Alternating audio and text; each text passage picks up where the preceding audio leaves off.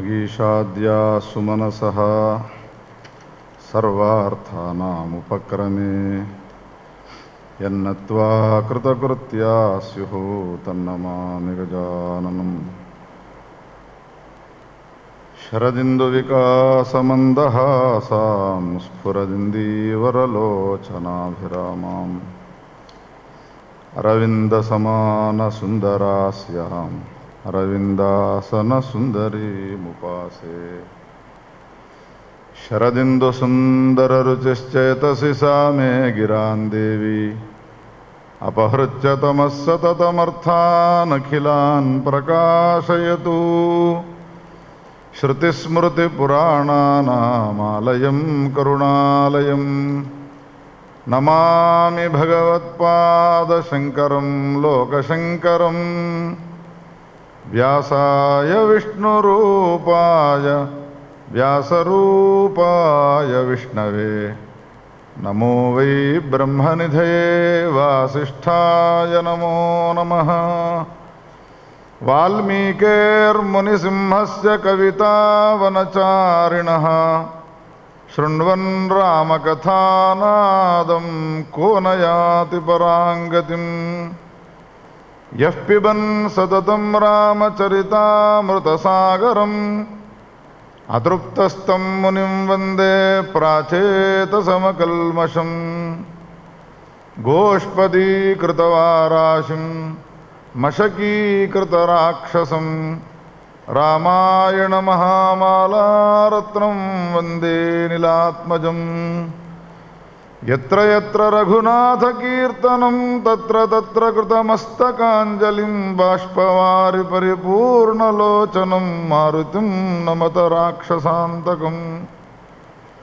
मनोजवं मारुततुल्यवेगं जितेन्द्रियं बुद्धिमतां वरिष्ठं वातात्मजं वानरयूथमुख्यं श्रीरामदूतं शिरसा नमामि। नमोऽस्तु रामाय सलक्ष्मणाय देव्यै च तस्यै जनकात्मजायै। नमोऽस्तु रुद्रेन्द्रयमानिलेभ्यो नमोऽस्तु चन्द्रार्कमरुद्गणेभ्यः। सौन्दर्यसारसर्वस्वं माधुर्यगुणबृंहितं ब्रह्मैकम् अद्वितीयं ततो त्वमेकं तत्त्वमेकं द्विधा कृतम्। वेदादिशास्त्रसंवेद्यं सीतारामस्वरूपकं सरहस्यं सतां सेव्यम् अद्भुतं प्रणमाम्यहम्। रामाय रामभद्राय रामचन्द्राय वेधसे रघुनाथाय नाथाय सीतायाः पतये नमः। दशरथनन्दन दशरथनन्दन दशरथनन्दन दाशरथे थनन्दन दशरथनन्दन दशरथनन्दन दशरथनन्दन दशरथनन्दन दाशरथे।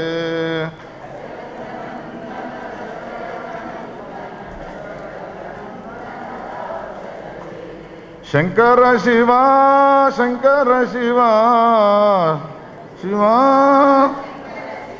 हर शंभो महादेव शंकर शिवा शंभो। काशीपते वाराणसीपते श्रीपते गंगा जटाजूट गौरीपते गंगा। काशीपते वाराणसीपते गंगा जटाजूट गौरीपते गंगा। श्री गुरो पाहि मां परमदयाळो पाहि मां। शृंगेरि जगद्गुरो पाहि मां। భారతీ తీర్థ పాహి మాం విధుశేఖర భారతి పాహి మాం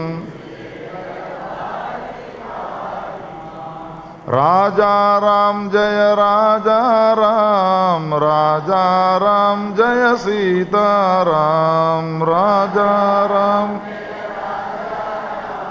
రాజా రామ్ జయ సీతారాం రామ రామ జయ రాజా రామ్ రామ రామ జయ సీతారాం రామ రామ జయ రామ రామ జయ సీతారాం రామ రామ జయ సీతారాం రామ రామ జయ సీతారాం రామ రామ జయ సీతారాం విజ్ఞానహేతుం విమలాయతాక్షం ప్రజ్ఞాఘనం దివ్యసుఖైకరూపం శ్రీరామచంద్రం హరిమాదిదేవం విశ్వేశ్వరం రామమహం భజామి విజ్ఞానహేతుం విమలాయతాక్షం ప్రజ్ఞాఘనం దివ్యసుఖైకరూపం శ్రీరామచంద్రం హరిమాదిదేవం రామమహం భజామి విజ్ఞానహేతుం విమలాయతాక్షం ప్రజ్ఞాఘనం దివ్యసుఖైకరూపం హరిమాదిదేవం విశ్వేశ్వరం రామమహం రాజా రామచంద్ర భగవానికి గౌరీ శంకర భగవానికి జగదంబ విశ్వపాలిని శారదా మాతాకి జగద్గురు శంకరాచార్య భగవానికి దక్షిణాంనాయ పీఠాధీశ్వర శ్రీ భారతీ తీర్థ మహాస్వామికి విధుశేఖర భారతీ మహాస్వామికి నమః పార్వతీపతయే హర హర మహాదేవ.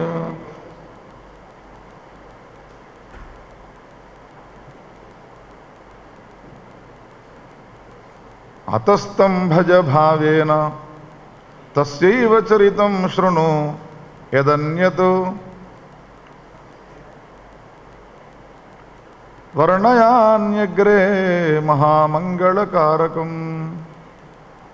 పరమ పవిత్రమైన శ్రీ శారదా క్షేత్రంలో జగద్గురు సార్వభౌములు శ్రీ భారతీ తీర్థ మహాస్వామి విధుశేఖర భారతి మహాస్వామి వార్ల పరిపూర్ణ అనుగ్రహాశీస్సులతో కొనసాగుతున్న ఆనంద రామాయణ సప్తాహ ప్రవచన కార్యక్రమాల్లోని 6వ నాటి సాయంకాల సభలో ప్రవేశిస్తున్న మనందరినీ రాజా రామచంద్రుడు రక్షించుగాక.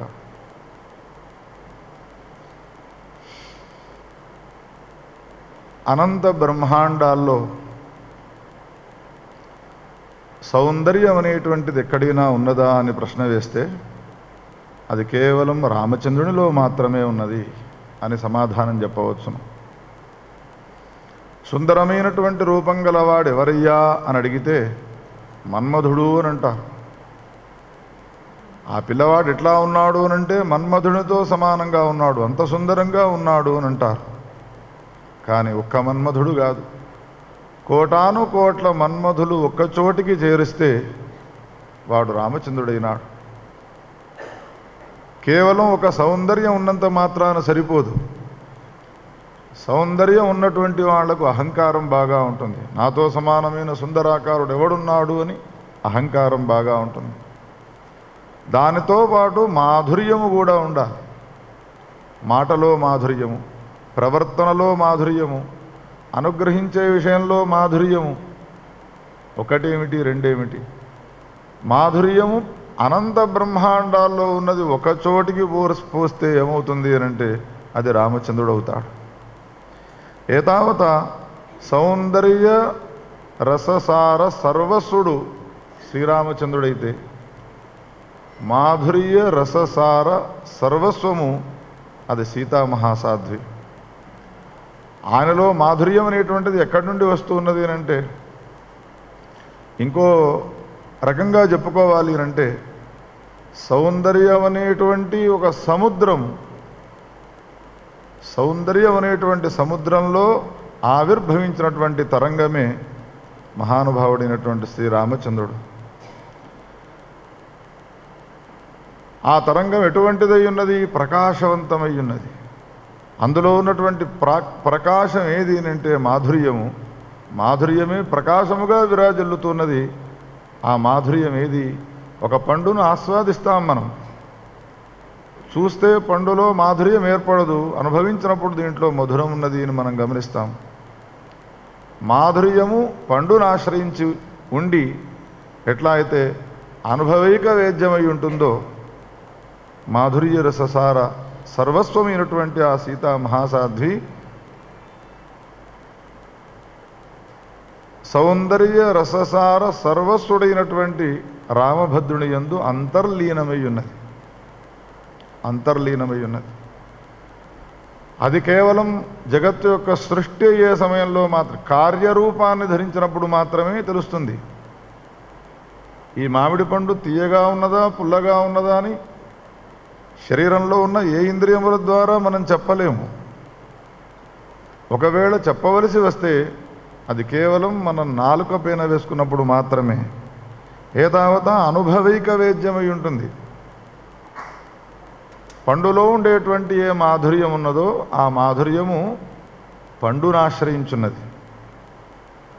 ఏ విధంగానో అనంతకోటి బ్రహ్మాండ జనని అయినటువంటి భగవతి రాజరాజేశ్వరి సీతామహాసాధ్వి అంతర్లీనమై ఒక పండును రసము ఏ విధంగా ఆశ్రయించుకొని ఉంటుందో ఆ విధంగా శుద్ధ పరాత్పరుడైనటువంటి పరబ్రహ్మస్వరూపుడైనటువంటి పరబ్రహ్మను ఆశ్రయించుకున్నది. శుద్ధ పరబ్రహ్మ ఏ వికారాలు లేనివాడు, వాడు నిర్లిప్తుడు, నిరాకారుడు. చారు తయారు చేసిన తర్వాత అందులో తీపి వేయలేదు, పంచదార, ఉప్పు వేయలేదు, కారము లేదు. ఎట్లా ఉన్నది ఆ చారు అని అడిగితే నిర్గుణ నిరాకారమైన పరబ్రహ్మవలే ఉన్నది. గుణములు లేవు అందులో. గుణములు అనంటే రూపరసగంధాది 24 గుణాలని చెప్పినారు తర్కశాస్త్రంలో. ఏ ఒక్క గుణము లేదు. వాడు నిర్గుణ నిరాకారుడుగా ఉన్నా. నిర్గుణ నిరాకారుడైనటువంటి వానికి లోకంలో ఒక విధమైనటువంటి ఖ్యాతిని స్థాపించే నిమిత్తమై భగవతి రాజరాజేశ్వరి పరమాత్మలో లేనటువంటి గుణములను ఉన్నట్టుగా చూపెడుతూ ఉంటుంది. అదే సీతామహాసాధ్వి చేసేటువంటి పని. ఎంత విచిత్రము ఈ రూపకల్పన అనంటే, ఉపనిషత్ ప్రతిపాద్యమైనటువంటి ఏ విషయం ఉన్నదో ఆ విషయాన్ని మనకు చెప్పక చెప్పుతూ ఉంటాడు వాల్మీకి కానీ వ్యాసుడు కానీ. దంపతులిద్దరూ ఒక గ్రామానికి వచ్చినారు. చాలామంది పరిచయం అయినారు. అప్పుడు ఇంటి యజమాని భార్యకు, ఈనాడు ఈ గ్రామంలో పరిచయమైనటువంటి నా స్నేహితులను భోజనానికి తీసుకువస్తాను అని చెప్పి వెళ్ళిపోయినాడు.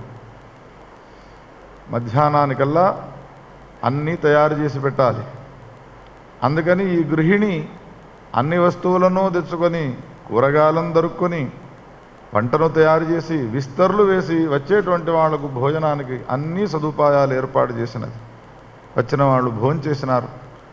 పోయే సమయంలో ఆ ఇంటి యజమానిని పిలిచి, ఎంత చక్కని భోజనం పెట్టినావయ్యా అన్నారు. భోజనం పెట్టినది ఎవరు? గృహిణి. వంట ఇంట్లో ఉన్నటువంటి గృహిణి పరిగెత్తుకుంటూ వచ్చి, నేనే అంత పని చేసినాను, అందుకని ఎంత మంచి భోజనం పెట్టినావయ్యా అని ఎందుకంటున్నారు మీరు? ఎంత మంచి భోజనం పెట్టినదయ్యా నీ భార్య అని అడగడం లేదు ఎందుకు అని పరిగెత్తుకుంటూ వచ్చి ఇంట్లో నుంచి పోట్లాడబెట్టుకోదు. ఒకసారి ఆ గృహిణిని అడుగుదాం మనం, ఏమమ్మా పనంతా నీవే చేసినావు కదా, మరి వచ్చినటువంటి ఆ బంధువులు ఆత్మీయులు ఆయనను పొగుడుతున్నారు కదా అని అంటే ఆమె ఏమంటుంది? ఆయనను పొగిడినా నన్ను పొగిడినా ఒకటే అంటుంది. అంటే తనకు అతనికి ఏమాత్రము భేదాన్ని చూడదు. ఒక పతివ్రతి అయినటువంటి స్త్రీ లోకంలోనే ఇటువంటి నియమం ఉంటున్నది అని అన్న తర్వాత అనంత బ్రహ్మాండ జనని మాయాస్వరూపిణి అయినటువంటి ప్రకృతి స్వరూపిణి అయినటువంటి భగవతి సీతా మహాసాధ్వి పరమాత్మకున్నటువంటి నిర్గుణ నిరాకారాది బిరుదులు సార్థకం కావడం కోసమై ఆమె పరమాత్మ సగుణ సాకారమూర్తి అని చెప్పుతూ నిర్గుణ నిరాకారానికి సంబంధించినటువంటి బిరుదాలను రక్షింపజేసేంతటి సామర్థ్యం కలిగినటువంటిది ఆయనను వెంటాడుతూ ఉంటుంది నిరంతరం మాయాస్వరూపిణి ఆ సీతా మహాసాధ్వి. ఆమె లేకుండా అతను ఉండడు, అతను లేకుండా ఆమె ఉండదు. పరమాత్మ లేకుండా జీవుడు ఉండడు, జీవుడు లేకుండా పరమాత్మ ఉండగలడు. వాడు ఎక్కడ ఉన్నాడు మనలో అనంటే నిద్రపోయిన సమయంలో సుషుప్తిలో ఉంటాడు.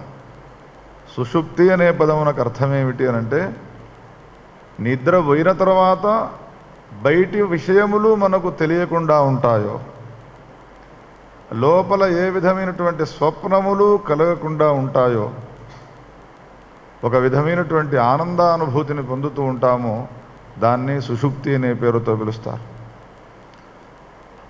ఇప్పుడు మనం ఆలోచించవలసినది ఏమిటి అంటే స్వప్నంలో కానీ జాగ్రత్తలో కానీ సుషుప్తిలో కానీ ఒక ఆనందాన్ని ఇచ్చేటువంటి ఏదో ఒక చైతన్యం నీలో ఉన్నది కదా, అది ఏది కనబడుతుందా? అది బయటికి కనబడకుండా లోపల అన్ని అవస్థలలో తానై ఉంటూ ఏ అవస్థలలో కూడా వ్యక్తం కాకుండా ఉన్నటువంటి ఏ చైతన్య స్వరూపం గలదో, మనకు ఆనందాన్ని ఇచ్చేటువంటి ఏ శక్తి గలదో అదే భగవతి సీతా మహాసాధ్వి, ఆనందప్రదాయిని.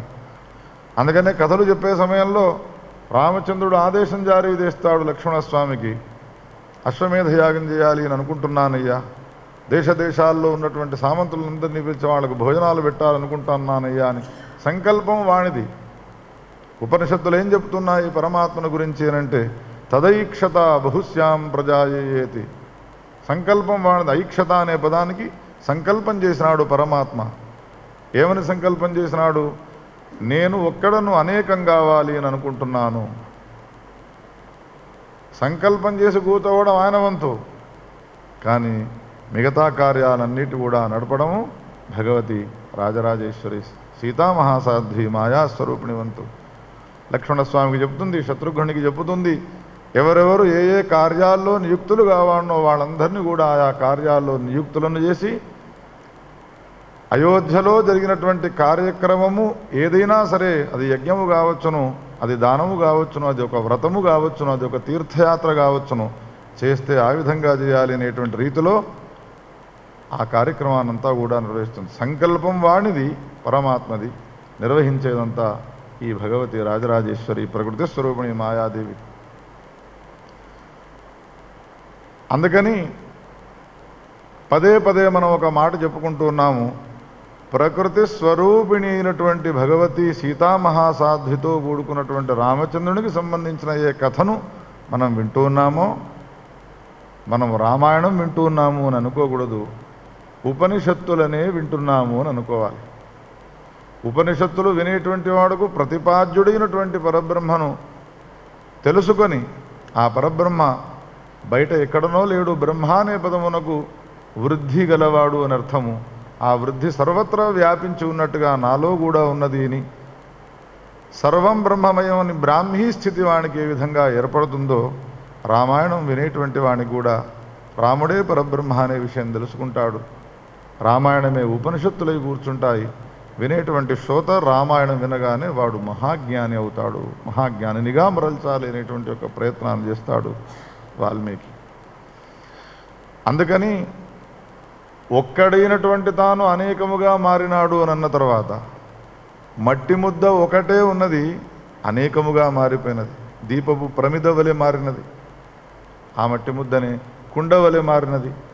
ఆ మట్టి ముద్దనే ఇంకా అనేక రకాలైనటువంటి వికారాలుగా మారిపోతే పేర్లన్నీ కూడా వేరుగా ఉన్నా కానీ దానికి మూలము ఏ విధంగా మట్టి ముద్ద అని అంటామో, ఆ శుద్ధ పరాత్పరుడైనటువంటి పరబ్రహ్మ ఒక్కడే తాను అనేక రూపాలు ఎత్తినప్పుడు వాడే రామునిగా పిలువబడ్డాడు, వాడే కృష్ణునిగా పిలువబడ్డాడు, వాడే శంకరునిగా, వాడే నరసింహునిగా పిలువబడ్డాడు. అందుకని ఎందుకయ్యా ఈ కీచులాటలన్నీ కూడా?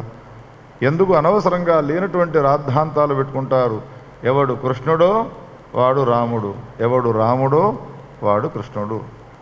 మొట్టమొదట ఏ రూపములను తాను ధరించినాడో ఆ రూపములలో భేదాలు లేదు అని చెప్పి, ఆ రూపములను దర్శిస్తూ జీవుడు నాకన్నా ఈ రూపములన్నీ వేరే అని అనుకుంటూ ఉన్నాడు కదా. మొట్టమొదట వాళ్లలో సవరింపు చేసి, వాళ్ళ వేరుగా కాదు వాళ్ళంతా ఒకటి అని చెప్పి,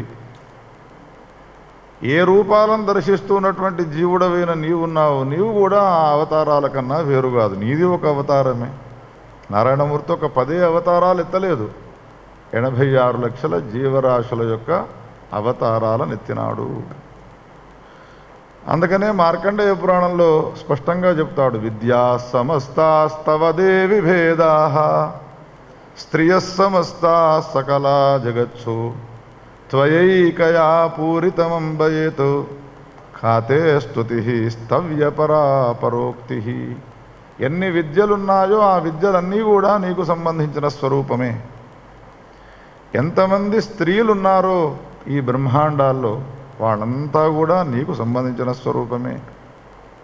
దేవి భాగవతంలో చెప్తాడు వ్యాస భగవానుడు, పురుషులు ఎంతమంది ఉన్నారో వాళ్ళంతా కూడా కృష్ణులే, స్త్రీలు ఎంతమంది ఉన్నారో వాళ్ళంతా కూడా రాధాదేవి యొక్క అంశ సంజాతులే. రాధాదేవి రోమకూపములలో నుండి గోపికలంతా ఆవిర్భవించినారు, కృష్ణుని యొక్క రోమకూపములలో నుండి గోపాలకులంతా ఆవిర్భవించినారు. ఇప్పుడు చెప్పండి, వానికన్నా హరేర్న కించిత్ వ్యతిరిక్తం అస్తి. నారాయణ కన్నా వ్యతిరిక్తమైనటువంటి పదార్థము ఈ అనంత బ్రహ్మాండాల్లో ఇంకొకటి లేదు.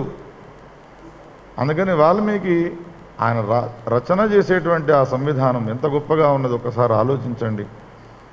మొట్టమొదట దేవతలలో భేదాన్ని మనం గ్రహించినాము. శివుడు వేరు, విష్ణుమూర్తి వేరు, నారాయణమూర్తి వేరు, నరసింహమూర్తి వేరు అని అనుకున్నాం. గడిచిన అధ్యాయంలో ప్రొద్దున మనం విన్నాము, ఎవడు కృష్ణుడో వాడు రాముడు, ఎవడు రాముడో వాడు కృష్ణుడు. అవతారాల్లో తేడా లేదు, అవతారాలన్నీ ఒకటే అయినాయి. అవతారాలను దర్శించేటువంటి నీ యొక్క అవతారం ఉన్నది కదా, ఇది వేరే అనుకోకు, ఇది కూడా ఆయన యొక్క అవతారమే. యథాగ్నేర్జ్వలతో విస్ఫులింగా, మండుతున్నటువంటి అగ్నిలో నుండి ఏ విధంగా మిరుగులు బయటికి లేస్తాయో ఆ పరమాత్మలో నుండి ఒక అంశగా నీవు ఆవిర్భవించినావు. మెరుగులు బయటికి వెళ్ళినాయి కావున ఆ మెరుగులు అగ్ని కాకుండా పోతాయా? పరమాత్మ నుండి నీవు వచ్చినంత మాత్రాన నీవు పరమాత్మ కన్నా వేరు కాకుండా పోతావా? కాల్చేటువంటి లక్షణము దాహకత్వ శక్తి, ప్రకాశకత్వ శక్తి ఏ విధంగా ఆ మెరుగులో ఉంటుందో, అగ్ని కన్నా అది వేరు కాదు అనేటువంటి రీతిలో మనం ఆ విషయాన్ని తెలియజేస్తాము. అదేవిధంగా ఆనంద స్వరూపుడైనటువంటి పరమాత్మ నుండి ఆవిర్భవించినటువంటి జీవు అంతా కూడా పరమాత్మ యొక్క అంశములే. అంశో నానా వ్యపదేశాతని బ్రహ్మసూత్రాల్లో వ్యాస భగవానుడు ఈ విషయాన్ని విస్తృతంగా మనకు తెలియజేసినాడు. అందుకని రామాయణంలో రాముడంటే పరబ్రహ్మనే, రామాయణం అంటే ఉపనిషత్తే. వినేటువంటి శ్రోతలమైన మనం అందరము కూడా ముముక్షువులమే. సర్వసంగ పరిత్యాగం చేసిన సన్యాసుల వలె మనం కాషాయ వస్త్రాలను ధరించకపోవచ్చును, కానీ ఇంటిలో ఉంటూ ఇంటివారి యందు అందరి యందు అభిమానాన్ని ఉంచుకుంటూ కూడా సర్వసంగ పరిత్యాగులకు వచ్చేటువంటి జ్ఞానం మాకు రావాలనేటువంటి పెద్ద కోరిక కోరి వాల్మీకిని అడిగితే, నాయన అయితే నేను ఒక పని చేస్తాను, నేను రచించిన వాల్మీకి రామాయణాన్ని మీరు వినండి, ఆనంద రామాయణాన్ని వినండి, తప్పకుండా మీకు ఆ స్థితి కలుగుతుంది అని చెప్తాడు వాల్మీకి. ఏతావతా ప్రతిపాద్యుడైనటువంటి రామచంద్రుడున్నాడో ఆ రామునికి సంబంధించినటువంటి గుణగణాలను విన్న తర్వాత, ఆయన యొక్క మానుషాతీతములైనటువంటి చర్యలు, ఆయనకు సంబంధించినటువంటి గొప్పనైనటువంటి గుణగణాలను విన్న తర్వాత లోకంలో ఉన్నటువంటి ఏ జీవులు ఉన్నారో వాళ్ళంతా కూడా వివశులైపోతారు, పరవశులైపోతారు. ఇంత గొప్పవాడా రామచంద్రుడు? సముద్రానికి వారధి యొక్క నిర్మాణం చేసినావయ్యా, అందుకని సంసారమనే సముద్రంలో ఉన్న నేను కూడా దాటాలి అని అనుకుంటున్నాను, మరి నాకేది వారధి అడుగుతాడు పిచ్చివాడే. ఖరదూషణాదుల యొక్క సంహారం చేసినావు, రావణాదుల యొక్క సంహారం చేసినావు, వాళ్ళందరూ ఎవరనుకుంటున్నావు? నిన్న మనం విన్నాము దేహరామాయణంలో. వాళ్ళంతా ఎవరో కాదు, నా శరీరంలో ఉన్నటువంటి బలీయముగా చాలా ఎంత బలిష్ఠులై ఉన్నారు వాళ్ళంతా. కామ క్రోధ లోభ మోహ మద మాత్సర్యాలు అనేటువంటివి అవి ఉన్నంతకాలము ఆత్మారావుడమైనటువంటి నీవు నాకు దర్శించవు, నాకు కనబడవు. అందుకని లోన ఉన్నటువంటి ఆత్మారాముని యొక్క దర్శనం కావాలి అనంటే ఏ విధంగా నీవు అమ్ముల పొదలో ఉన్న బాణాలతో బయట ఉన్నటువంటి రాక్షసుల యొక్క సంహారం చేసినావో